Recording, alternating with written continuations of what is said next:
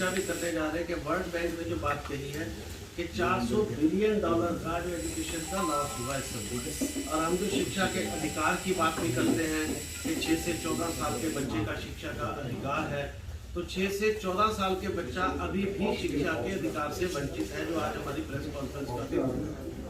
फिर जो नई शिक्षा नीति आ रही है वो अर्ली चाइल्डहुड पे बहुत ज़्यादा फोकस कर रही है।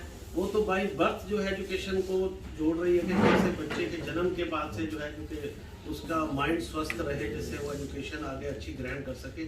और जो पहले आंगनबाड़ी या उसको जो भी फॉर्मल एजुकेशन में नर्सरी वगैरह फॉर्मल एजुकेशन में नहीं थी, तो 3 से अब 14 की बात करने जा रही है न्यू शिक्षा नीति। लेकिन आज आपने देखा होगा कोरोना में तो 3 से 14 साल के जो बच्चे हैं उन पर ही इसका सबसे ज़्यादा प्रभाव पड़ा है और एक बहुत बड़ा लर्निंग गैप जो है वो एजुकेशन में आ गया है।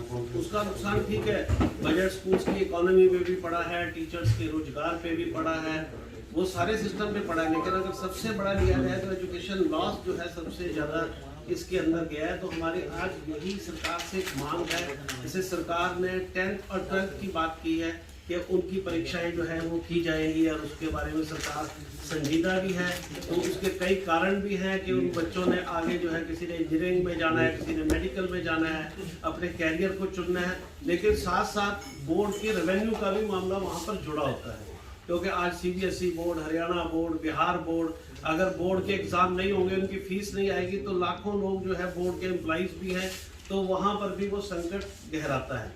तो इस वजह से जब उनकी शिक्षा को खोल दिया गया है तो एलिमेंट्री शिक्षा, जिनके शिक्षा के अधिकार की बात हो रही है, उनकी शिक्षा को भी खोलना चाहिए। हमारा एक सरकार से सबसे बड़ा आज ये आग्रह है कि उनको शिक्षा से वंचित क्यों किया जाए जिनके शिक्षा की अधिकार की बात हो रही है। वो किसी भी कोई भी मेथड अपनाया जा सकता है सोशल डिस्टेंसिंग का कि इतने % बच्चे आए, लेकिन कंप्लीट लॉकडाउन सभी जगह खुल चुका है। कंप्लीट लॉकडाउन शिक्षा का ये बेहतर संदेश नहीं जाएगा देश के लिए। आज आप विदेश की यात्रा करें तो आपका कोविड टेस्ट कंपलसरी है, लेकिन बच्चे का वहां भी कोविड टेस्ट नहीं लिया जा रहा। बच्चा विदाउट कोविड टेस्ट विदेश भी जा सकता है, बच्चा कोविड टेस्ट के बगैर प्लेन में भी जा रहा है, विदाउट सोशल डिस्टेंसिंग वो सीट पे बैठ रहा है। कोई सोशल डिस्टेंसिंग अब वहां नहीं हो रही। ना बसेस भी फुल कैपेसिटी से रोडवेज की चल रही है, आपने देखा होगा, ट्रेन भी फुल कैपेसिटी के साथ चल रही है। तो जब फुल कैपेसिटी से चुनावी रैलियां भी हो रही हैं, चुनाव भी आयोजित किए जा रहे हैं, धार्मिक संस्थानों में भी, मैं अभी बाबा विश्वनाथ, काशी विश्वनाथ भी गया, तो वहां पर भी सारे हर तरह का कार्यक्रम आप देख रहे हो रहा है। तो फिर सोशल डिस्टेंसिंग के साथ स्कूल क्यों नहीं गए? कि बच्चे मंदिर में जा सकते हैं, बच्चे प्लेन में जा सकते हैं, बच्चे बस में जा सकते हैं, बच्चे ट्रेन में बाहर जा सकते हैं, बच्चे मॉल में जा सकते हैं, बच्चे आपस में पार्कों में खेल सकते हैं। तो बच्चे शिक्षा ग्रहण करने विद सोशल डिस्टेंसिंग स्कूल क्यों नहीं आ सकते? क्या ऐसी नीति सरकार को नहीं बनानी चाहिए? और शिक्षा तो प्राथमिकता दे। अब नई शिक्षा नीति तो कह ही रही है, अब कहाँ इस पूरे कोरोना में हमें क्या एहसास हुआ कि शिक्षा को प्राथमिकता नहीं दी गई, जिसकी बात आज कही जा रही है। नई शिक्षा नीति को कोरोना के दौरान लागू किया गया कि देश को अगर जो है बढ़ाना है तो बहुत सारी प्लानिंग, तक्षशिला, नालंदा, रामराज, सारी बातों की कल्पना की गई है, लेकिन स्कूल बंद है। तो इस पर हमें बड़ा खेद हुआ। तो हमें चाहते हैं कि सरकार एलिमेंट्री स्कूलों को भी कोई भी रूल्स बनाकर स्कूल भी उसको पालन करेंगे, उसको खोले। अदरवाइज ये लर्निंग लॉस कभी पूरा हो ही नहीं पाएगा। इसका नुकसान किसको हो रहा है? सिर्फ गरीब और आम व्यक्ति के बच्चों को। जितने अभिभावक सक्षम हैं, पैसे वाले हैं, पढ़े लिखे हैं, उनके बच्चों का लॉस नहीं हो रहा। वो अपने घर पे पढ़ा रहे हैं, ट्यूटर भी रख लिया, उनके पास गैजेट्स भी हैं, स्मार्टफोन्स भी हैं, लैपटॉप भी हैं, सारी सुविधाएं, उनका लॉस नहीं हो रहा। ग्रामीण क्षेत्र और आम आदमी के बच्चे का, उनके पास ये संसाधन ही नहीं है, वो स्टडीज में पिछड़ रहे हैं, जो एक बहुत गंभीर स्थिति है। अभी तक इसका आंकलन भी नहीं किया गया। बहुत सारे मीडिया ने रिपोर्ट्स ऐसी भी छापी कि इतने % अभिभावक स्कूल बच्चे भेजने को तैयार है। और हमने जब उसका निष्कर्ष किया, कुछ पेरेंट्स जो उस पर ऑब्जेक्ट करते हैं कि हम नहीं भेजना चाहते क्योंकि उनके पास सारी ऑनलाइन सुविधाएं हैं, वो कह रहे हैं। अदरवाइज आप गांव में जाकर देखें तो पेरेंट्स का नुकसान हो रहा है उनके बच्चों का, क्योंकि वो पढ़ा नहीं पा रहे। वो तो बोल रहे हैं कि हमारे स्कूल खोले जाए। तो पहली हमारी मांग ये है कि ये स्कूल भी खोले जाए और परीक्षाएं कंपलसरी की जाए। देखिए, जब तक परीक्षा नहीं होती आदमी पढ़ता नहीं। तो इस समय कोई बात नहीं है कहा जाए कि विदाउट परीक्षा प्रमोट नहीं होगा। तो 1-1.5 महीने में भी बच्चा 5-6 महीने का, हम भी जब छोटे थे तो 1-2 महीने ही पढ़ा करते थे, पूरे साल की स्टडीज को कवर कर लेते थे। तो अगर सरकार इस समय एक अच्छा संदेश ये देती है तो बच्चों का लर्निंग लॉस कम होगा और गरीब अभिभावक के बच्चों की शिक्षा का नुकसान नहीं होगा। वो कुछ पढ़कर आगे बढ़ेंगे, अदरवाइज वो आगे बढ़ जाएंगे और पीछे की कभी उनकी कभी पूर्ण नहीं हो पाएगी। नंबर 1 बात है। नंबर 2 हमारी जो प्रमुख बात है कि सरकार का एक बहुत अच्छा संदेश कोविड के दौरान आया कि सरकार हमें भूमि के मानकों में राहत देने जा रही है प्राइवेट स्कूल्स को, क्योंकि हमारे बहुत सारे स्कूल मान्यता नहीं ले पा रहे थे क्योंकि भूमि के मानक पूरे नहीं हो रहे थे। तो ये फाइल अंतिम चरण में मुख्यमंत्री जी के पास पड़ी है, लेकिन वो मानकों का लाभ हमें तभी मिल पाएगा जब हमारे एग्जिस्टिंग स्कूल 600-700-800 स्कूल, 1000 के करीब स्कूल जो है वो निदेशालय के पास लंबित पड़े हैं। जब तक उनको एग्जिस्टिंग स्कूलों की सूची में शामिल नहीं किया जाएगा तो ये जितने भी राहतें प्रदान की जाएंगी उसका लाभ उनको नहीं मिल पाएगा। वो डीओ से अप्रूव करके, सैंक्शन करके कि ये स्कूल जो है 2003 या पूर्व के स्कूल हैं, क्योंकि ये स्कूल वंचित भी क्यों रह गए थे जब भूमि के मानक ज्यादा थे, सीएलयू की शर्तें थी, तो उन्होंने कहा कि हमें तो मान्यता मिल ही नहीं थी, उन्होंने अप्लाई नहीं किया था।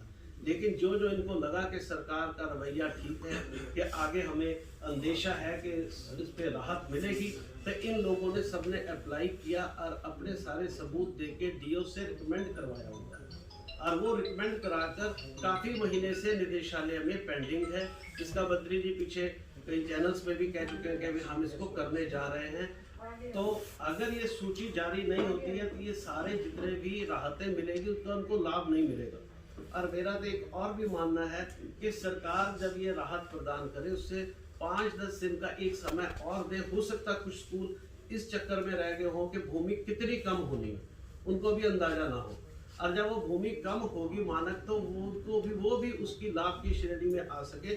तो 1 हफ्ते का अगर समय और देकर और उसके बाद 15-20 दिन 25 दिन के अंदर जो है सारा प्रोसेस कंप्लीट करके जिनकी फाइलें यहाँ पड़ी हैं उनको एग्जिस्टिंग स्कूलों में नोटिफिकेशन करके, ये गवर्नर से नोटिफिकेशन हो रही है, करके उनको जो है एग्जिस्टिंग स्कूलों का दर्जा प्रदान कर दिया जाए, ताकि वो इन राहतों के मिलते ही उसका लाभ प्रदान करके मान्यता की मुख्य धारा में आकर अपने स्कूलों का सुचारू रूप से संचालन कर सके। और ये एक बहुत बड़ी राहत ये भी होगी क्योंकि इस समय कोरोना में स्कूल पूरी तरह से जो है प्रभावित हुआ हुआ है। अब ये सूची अगर जल्दी जारी होती है तो चाहे उनको एक बहुत बड़ी राहत महसूस होगी कि सरकार ने अगर हमें कोई फाइनेंशियल राहत नहीं दी तो हमारा जो है भविष्य जो है सुरक्षित करने में एक राहत प्रदान की।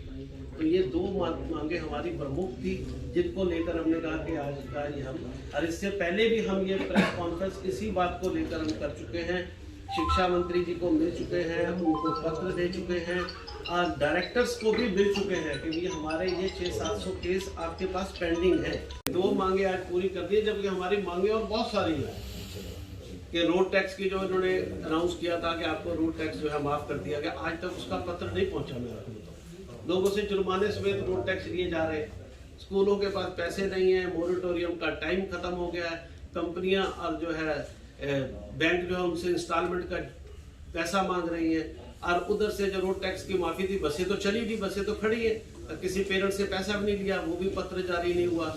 बिजली के बिल की एक बात आई थी कि बिजली का बिल जो है हमारा, हमने कहा था एक्चुअल ले लो, तो वो बिजली मंत्री से भी आपने अखबारों में पढ़ा होगा कि ये आदेश पारित हो गए, लेकिन आज तक वो पत्र नहीं मिले, जिससे जो है लोगों को भी उसका लाभ नहीं मिल रहा। तो ये भी अगर आपके माध्यम से बात पहुंचे तो स्कूलों के बहुत हित में रहे।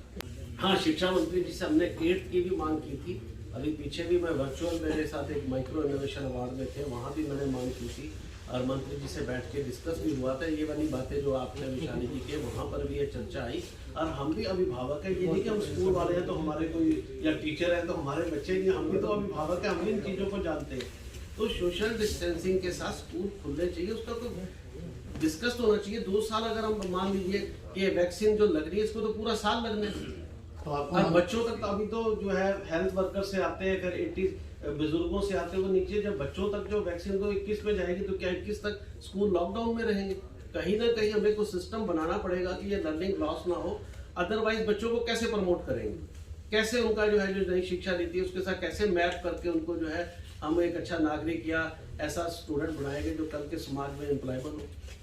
तो शिक्षा मंत्री ने या सरकार ने कुछ तो आश्वासन दिया होगा, कोई तो बात हुई होगी। शिक्षा मंत्री जी ने कहा कि ये मामला उस समय जब बात हुई थी पुरानी कि ये सेंटर से भी जुड़ा हुआ है। अब आपने देखा सेंटर ने भी हरी झंडी दी है कि राज्य सरकारें अपने तौर पर निर्णय ले सकती है स्थितियों को देखकर। पहले सेंटर से ये काम रुका हुआ था, लेकिन अब बहुत सारी स्टेट्स इस पे विचार कर रही है। जैसे पंजाब ने तभी खोला जब स्टेट से भी कहीं ना कहीं को सेंटर से हरी झंडी रही होगी, कोई सेंटर के अगेंस्ट तो जा नहीं सकता। अब उन्होंने स्टेट्स को कहा कि अपनी अपनी स्थिति के अनुसार आप निर्णय ले।